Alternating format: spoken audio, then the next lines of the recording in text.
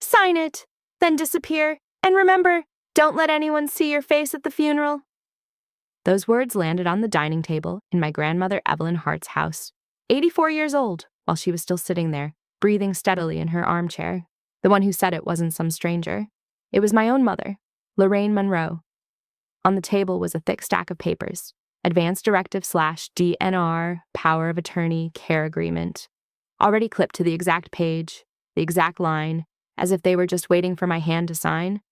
I had just gotten off my shift, my clothes still carrying the smell of the hospital. My mother looked polished, calm. Brooke stood behind her, silently watching, like she was waiting for me to say the wrong thing.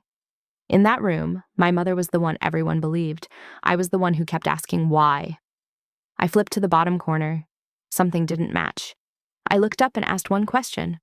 When did Grandma sign? My mother didn't answer. She just said slow and clear, if you sign, everything will stay peaceful. And right then, something cold settled in my chest. Peaceful, for this house, meant the noise would fall entirely on me. If I signed, my name on that paper would become a noose. If I didn't, maybe tonight I'd be pushed out of this family like a traitor. And that's the story of Ava Monroe. Some families don't need to hit you. They just need you to sign, then use that signature to rewrite your whole life before you even get a chance to speak. If one day someone you love asks you to stay quiet for the sake of the family, in exchange for your reputation and your future, would you sign? And I'm Stella. Before I go on, let me ask, what state are you listening from and what time is it where you are right now? Leave a comment and tell me.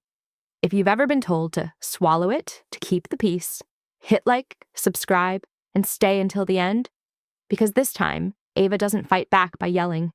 She fights back with paperwork, and a small key her mother never saw coming. I didn't sign. Under the table, I opened my phone, snapped a quick photo of the last page, then the date in the corner, and shut the screen like nothing happened. I asked to go upstairs to see Grandma for a minute. My mother blocked me immediately. No need. I went anyway. On Grandma's nightstand was a yellow envelope, the handwriting shaky. Ava, don't sign anything Lorraine gives you. But the envelope had already been slid open at one corner, and inside, the one page I needed most to understand who was behind this was missing.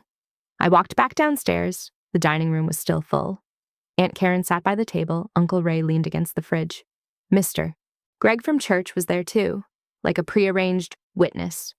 My mother tapped her nail on the papers, right on the line that read, Witness, Marcia L., with a specific signing time written in. Who was here last night? I asked again. No one answered. Brooke stared at the floor and stepped closer behind my mother. My mother didn't change her tone. Sign it! Don't make this bigger than it is. The pen lay right in front of me. I didn't touch it. I pulled the stack slightly toward me, just enough to see clearly.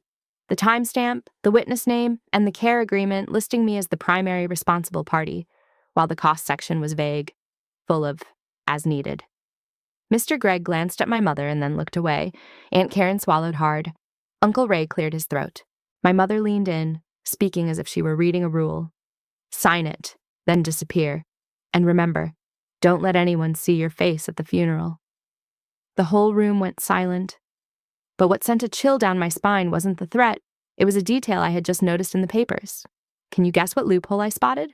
Comment the truth, and I'll reveal it in the next part. Grandma was still breathing behind us, but the word funeral froze the room. I opened my phone again under the table. Another photo, this time of the witness line and the timestamp. Screen off. I stood up. I'm going to Grandma's room. My mother blocked me at the stairs. No need. I walked past her. In the bedroom, Grandma's hand searched for mine. Her voice was thin. They took it. She pointed to the yellow envelope. The corner was jagged.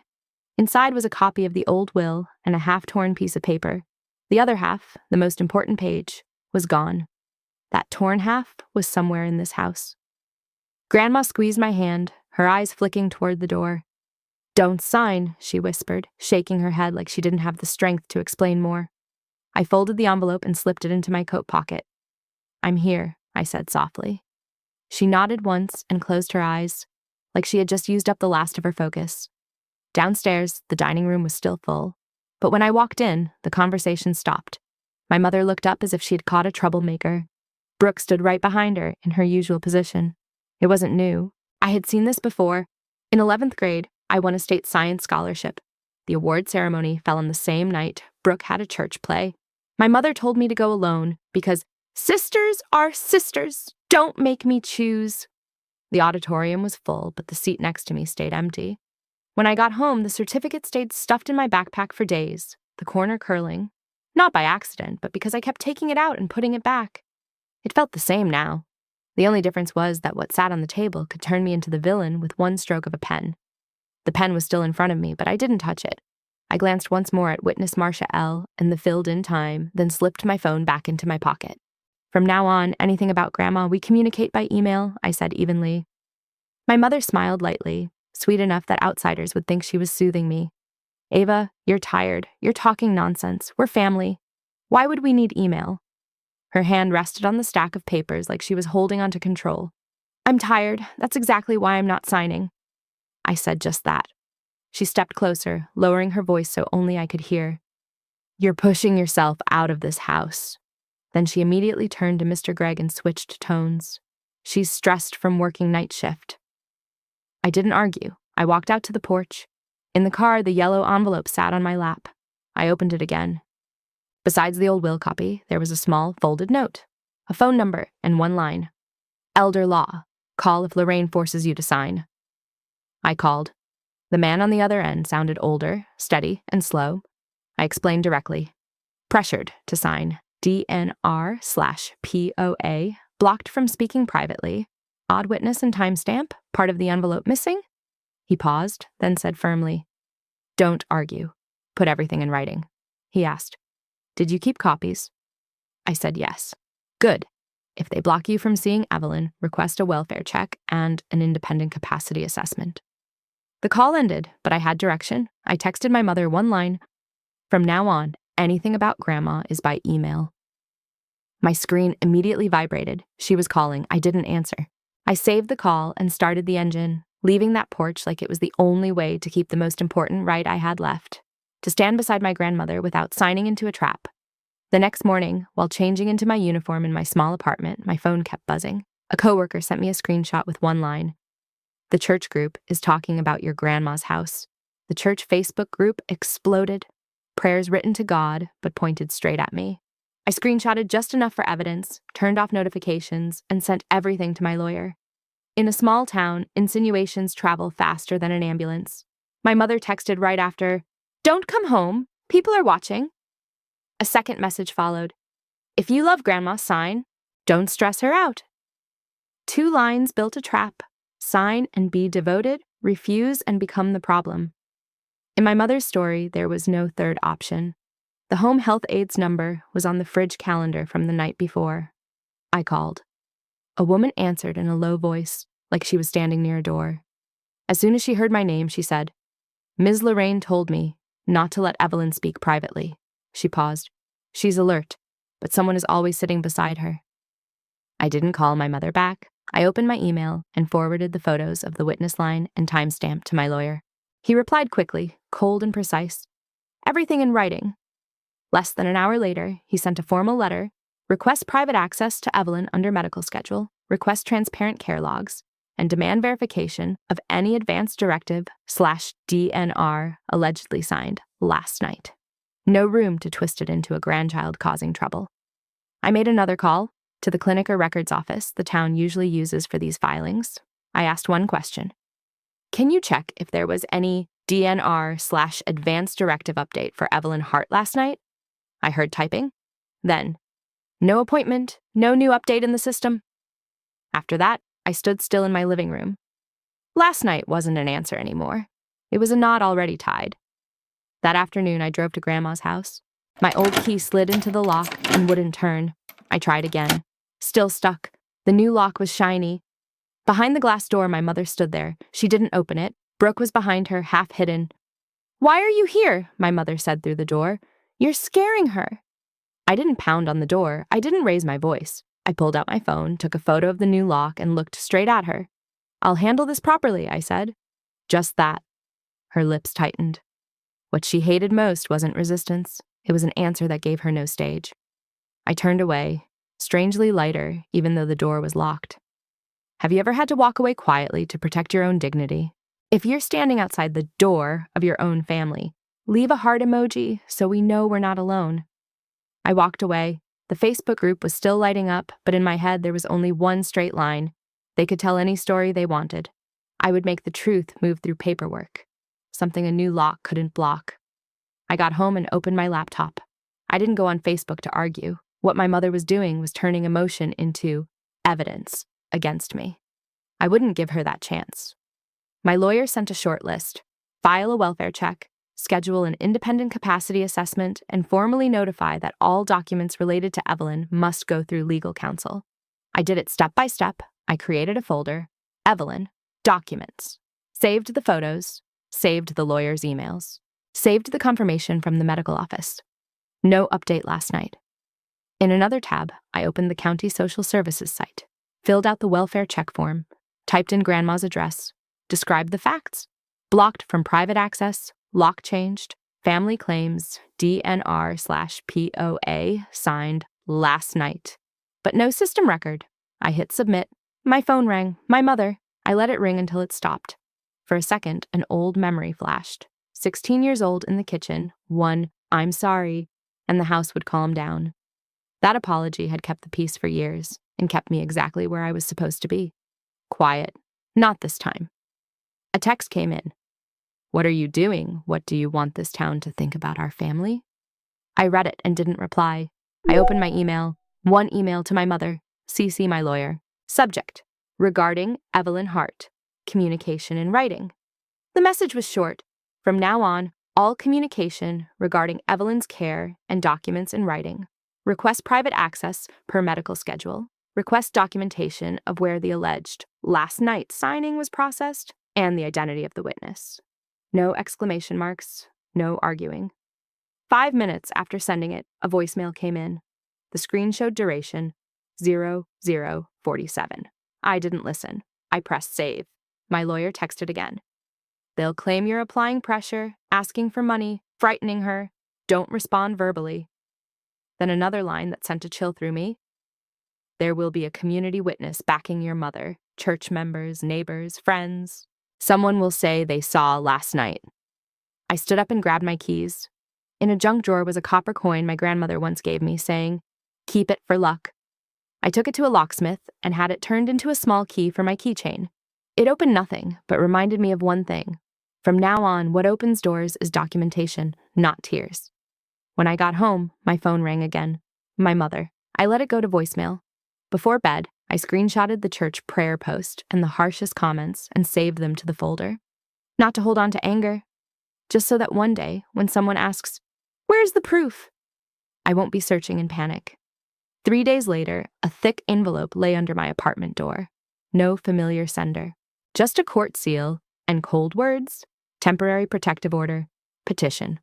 I opened it in the hallway. The first page accused me of elder exploitation and requested restricted contact with Evelyn until further order. My mother hadn't just changed the lock. She was trying to change my right to appear beside my grandmother with a stamped piece of paper. My phone rang right then. HR. "Hi, Ava. We received a phone call and an anonymous complaint email," the HR woman's voice said, trying to stay calm. "They're saying your family situation is spreading in the community. There are allegations that it's impacting the company's reputation." I sat down on the kitchen chair, staring at the wall clock like it was a hammer. "Give me 72 hours, I said. I'll submit a written response with an attorney." She went quiet for a few seconds, then said, "Okay, but you understand, this is a required process." I did. My mother was pulling my entire life into the same tightening grip. Before noon, Brooke called. Her name flashed on the screen, and the crying spilled out before I could even say hello. "What are you doing? Mom says you're trying to take Grandma. You're making the whole family look bad." In the background, I heard my mom's voice, very small, like she was feeding her lines. "Tell your sister." "Brooke," I said slowly, "I'm not arguing over the phone anymore. If you want the truth, I'll email it. If you want to repeat Mom's words, I can't help you." Brooke hiccuped, then hung up. A minute later, my phone lit up nonstop. Texts from a few aunts and uncles. "Why are you doing this? Is it true you're demanding paperwork? Grandma's old, don't start trouble." I didn't reply to each person. I forwarded everything to my attorney. That afternoon, my attorney called.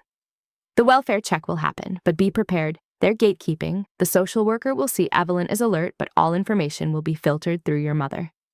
That's exactly what happened.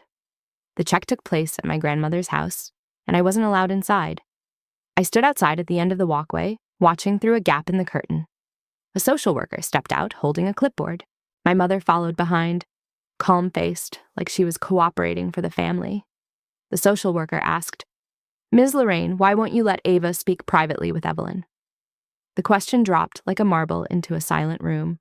My mother paused for exactly one beat, small but enough for me to catch, then smiled and answered right away. "Because Ava agitates her. She's weak. She needs quiet." The social worker nodded and wrote a few more lines. Before going back inside, she turned to look at me. "We'll document it. If you have any records, send them to us." Just one sentence, but it opened a path. That night, my attorney texted, "I saw the witness name on the paperwork. Someone signed to confirm it. If that person changes their story, everything flips." I looked back at the photo. Marcia L. The copper key on my keychain clicked softly against the others. No one at that church was outside my mother's influence. But if I wanted to cut this tightening loop, I had to pull the witness out of her control, not with arguments, but with one question, asked at the right time. Some people aren't afraid of you being angry. They're afraid of you stopping your reaction and starting to document. Because once the story lives in paperwork, it stops obeying anyone. I set up a meeting with Marcia at the coffee shop next to the grocery store. Public enough to be safe, normal enough that no one would assume drama. Marcia showed up, her eyes darting around like she was afraid of being seen. She was my mother's church friend, and the same name printed on the witness line. "I didn't come to argue," I said flat out. "I'm asking one question. That night, did you personally see Evelyn sign?" Marcia tightened her grip on her coffee cup and went silent for a beat. "Lorraine said Evelyn had agreed," she whispered. "She told me to sign so it would stay peaceful." "So you signed? But you didn't directly witness Evelyn signing like the paper claims?" I kept my voice even, no trap in it. Marcia shook her head. "No, I just signed." I placed a sheet of paper and a pen on the table. "I need you to write that down exactly. An email to my attorney. Just this. You signed at Lorraine's request, and you did not witness Evelyn signing." Marcia looked at me, her eyes starting to redden. "I don't want to get isolated at church," she let out. "Lorraine, she can do that." "I'm not asking you to go against my mother," I said. "I'm asking you not to stand inside a lie." "That did it." Marcia sagged, head down, voice cracking. "I didn't think she'd use me to turn her own niece into the bad guy." I didn't stretch it out. "Write it, right now." 10 minutes later, the email was sent from the table, with my attorney CC'd. Short, clear, she signed at Lorraine's request and did not directly witness Evelyn signing. I saved a screenshot of the sent confirmation and forwarded it to my attorney immediately. That afternoon, Marcia's affidavit/email was sent to HR and the court. HR responded faster than I expected. "We've received the additional documentation. You may continue working while we review." I leaned back in my chair. For the first time in 3 days, my chest could pull in a full breath. That same night, my attorney called. "The restraining order will wobble because the witness isn't solid anymore. But Ava, there's something bigger." His voice slowed. "Lorraine is preparing a temporary will through a notary she knows. If she gets it signed, she'll lock you out." I stayed quiet for a few seconds, staring at the keys on the table. The small copper key swung with my hand's movement. "Then we pull Mom into the place she fears most," I said. He answered immediately. "Exactly. Not court yet. The place where Lorraine lives on reputation. The church finance board meeting." 2 days later, my attorney told me the temporary restraining order was being reconsidered because the witness had changed her story, and I was allowed to see Evelyn on a supervised schedule. Not freedom, but enough to make my mother's new lock meaningless. The visit happened right in my grandmother's living room. The social worker sat at the kitchen table taking notes. My mother stood near the doorway, arms crossed. Brooke perched on the edge of a chair, silent. Grandma looked thinner, but she still reached out when she saw me. Her hand was cold and lightly shaking. I took it and bent down, whispering, "Grandma." My mother tried to cut in, but the social worker looked straight at her. "Please let them speak within the supervision guidelines." Grandma spoke immediately, no detour. "The yellow envelope." Lorraine took it. She swallowed hard. Then brought it back, missing papers. My breath caught in my chest. So it wasn't instinct, it was an act.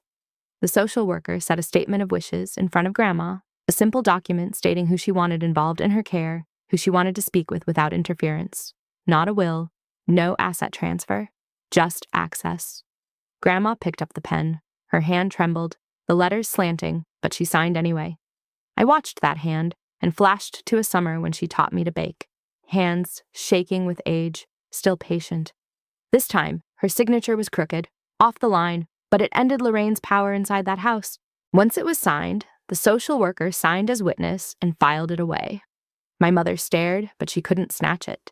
It wasn't in her hands anymore. That night, my attorney texted, "The church finance board meets tomorrow night. Lorraine will be there."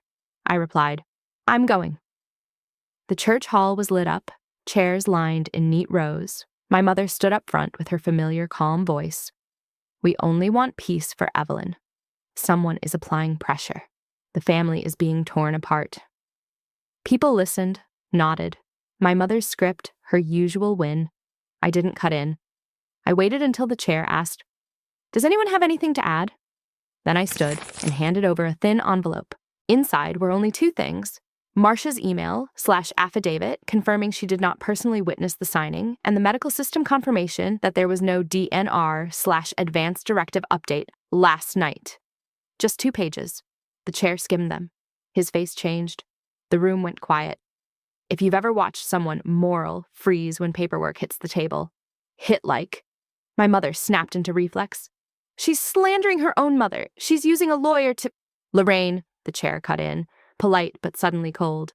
"Then how do you explain this late-night signing? And if you're talking about a temporary will, we need to see the notarized documentation for that."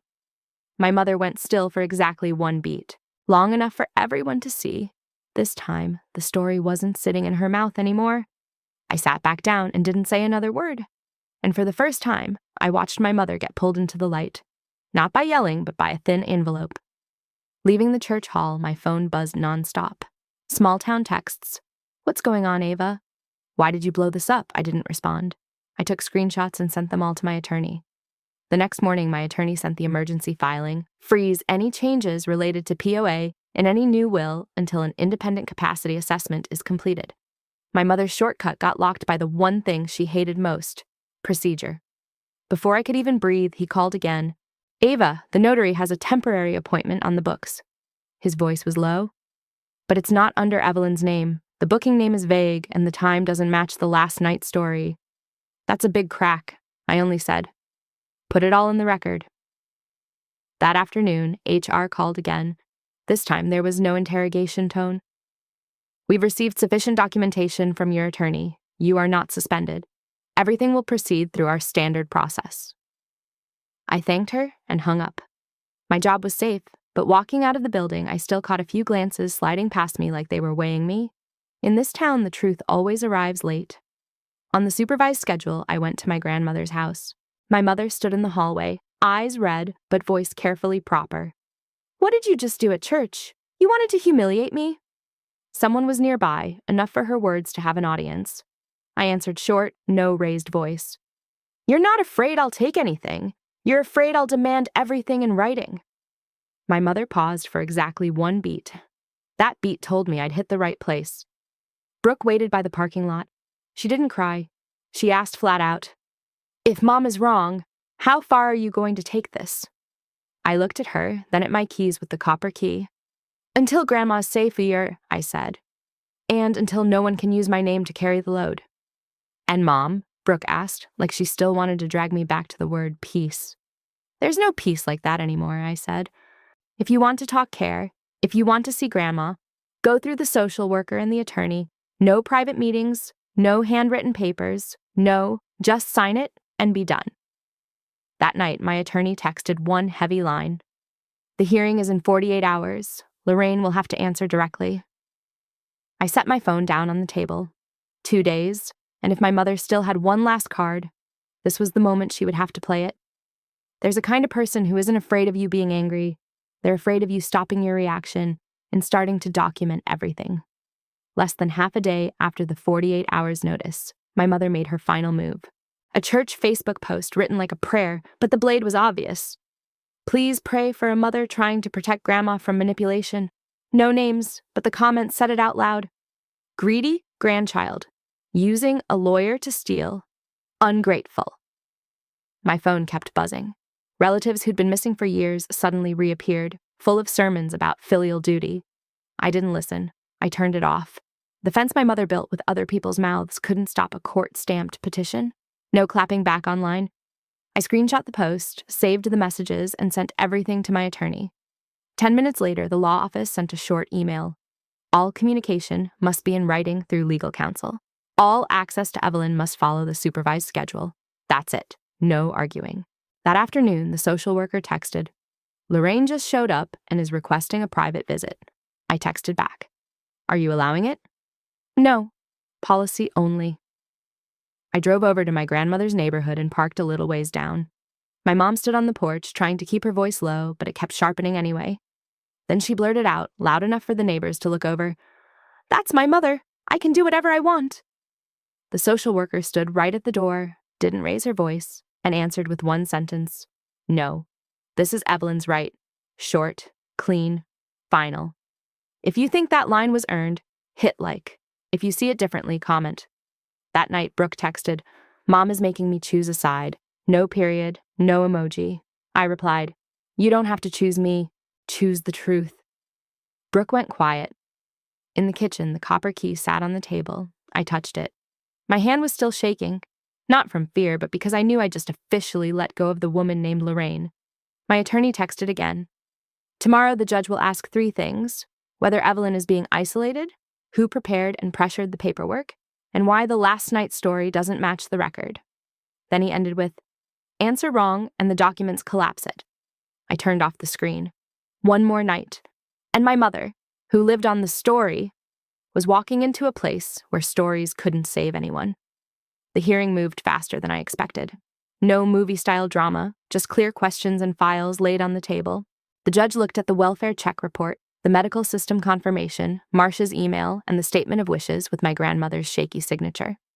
The 3 questions came, exactly as my attorney said. Was Evelyn being blocked from access? Who prepared and pushed the paperwork? And why didn't the last night's story match the record? My mother answered in that same familiar, calm voice. But this time, every sentence had to pass through documents. And the documents weren't on her side. The decision was read out, clean and brief. My mother could not control access to my grandmother on her own. Any changes related to POA, a will, or care, paperwork had to go through independent oversight until an independent capacity assessment was completed. I didn't hear applause in my head. I heard something else, a door closing. That afternoon, I went back to my grandmother's house on the new schedule. I took the yellow envelope from the drawer, set it back in the drawer in front of her, and resealed it carefully. She looked at me, eyes cloudy, voice clear. "You hold the key." I nodded. The copper key hanging from my hand tapped softly against the others. Out in the hallway, my mother stood there. She didn't apologize the way people expect. "I did it for the family," she said. I looked at her, no raised voice, no shaking. "No, you did it because you're scared of losing control." She didn't answer. For the first time, I watched my mother run out of story. Brooke came in after, stopping a step away from me. "I want to fix this," she said quietly. "Then fix it with time," I said, "with actions, not tears." I didn't hug her, but I didn't turn my back either. Some things have to move slow. The town stayed cold. A few nods disappeared, a few eyes slid past me like we'd never met. But the lock at Grandma's house was changed back, and this time, my name sat exactly where it belonged in the records. That night, I set out 2 plates.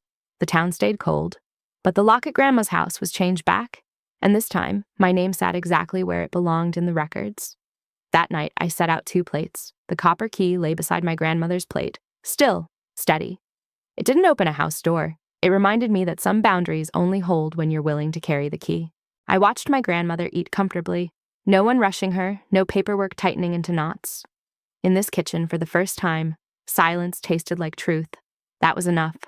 The story you just heard is fictional, inspired by real-life situations and supported by AI with human editing, meant to offer a reflective perspective on boundaries and responsibility. The video does not encourage anyone to copy these actions in real life in a rigid way. If you stayed until here, thank you, truly. Maybe you've been the person told to stay quiet to keep the peace. Or maybe you've stood between family and truth and didn't know what to choose. Listening to a story like this is already an act of kindness toward yourself. I'm Stella.